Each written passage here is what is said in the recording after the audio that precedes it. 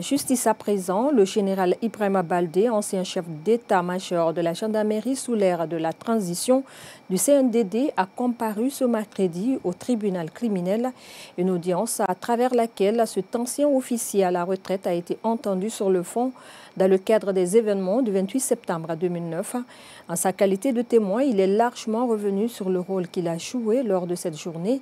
Par ailleurs, dans son témoignage, il a fait le point sur la fonction qu'il a incarnée à l'époque des faits, avant que l'audience ne soit renvoyée au 11 décembre prochain pour la suite des débats. Je vous propose de le suivre au micro de Oumar Sow.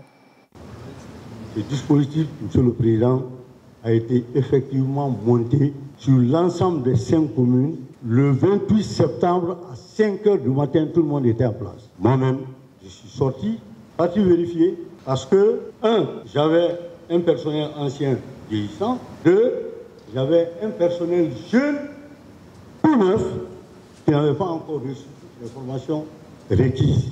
Le 28 septembre, il fallait que je sorte avec une équipe, 2 véhicules, mon véhicule de commandement et un véhicule d'opération, pour aller voir les positions. On est parti jusque vers pour voir si réellement les commandants d'unité ont fait sortir les gens.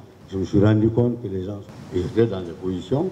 Et quand j'ai quitté, on a commencé à nous appeler pour dire « Ah, il y a ceci, il y a cela, machin, ça ne va pas ». Moi-même, j'ai continué devant, où je suis venu trouver que la devanture du stade est déjà déboulonnée. Il y avait de la violence qui faisait naissance. Or, j'avais dit, on n'en découpe pas, sans matériel conventionnel avec la population. Je n'ai pas fait de morts, je n'ai pas fait de blessés. C'est ainsi que j'ai continué jusqu'à l'état-major. Pendant que j'étais en train de discuter au centre des opérations, il y a l'officier de garnison qui monte sur le chef d'état-major. Venez vite.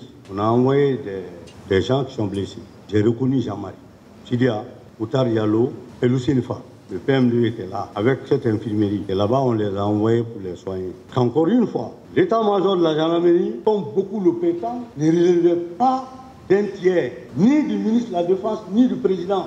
L'état-major de la gendarmerie, jusqu'en 2011, relevait de l'état-major général des armées.